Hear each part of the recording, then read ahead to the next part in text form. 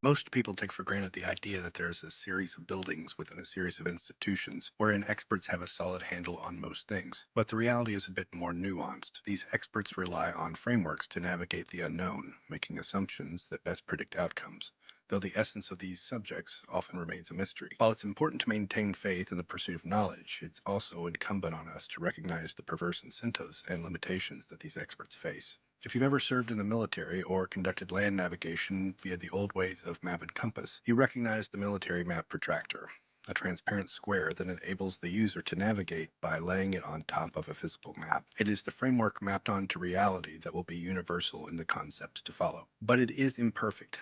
Transposing the Earth's sphere into a two-dimensional flat map, for example, distorts geography at the edges. As with most any framework, it fails at the edges but has true utility in its central focus. Each of the frameworks has its limitations. Newtonian gravity works quite well in terrestrial and many celestial contexts.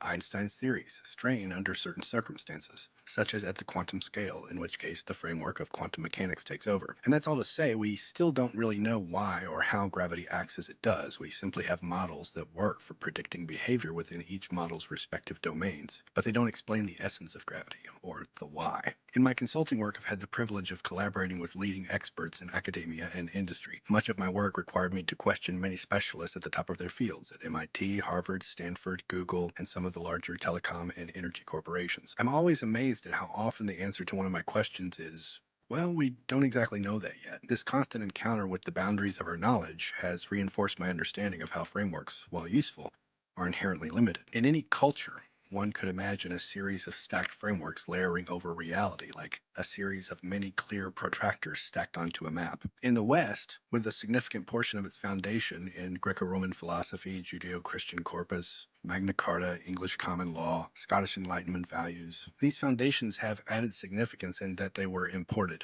underscoring the humility required in further cultivating a culture that recognizes its own deficiencies.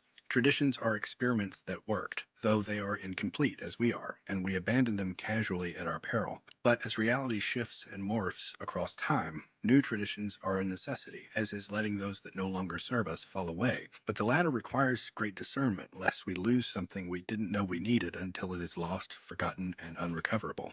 Exploring reality requires a compass, or more precisely, a series of compasses to navigate many of its different dimensions. But it also demands curiosity and a devotion to discovering what is objectively true, and where each truth subordinates itself in priority within the hierarchy of the sum of all truths. And so if you found this exploration useful, follow along for more. Check the description for links to full-length articles in this series to continue navigating these ideas. Thanks for listening.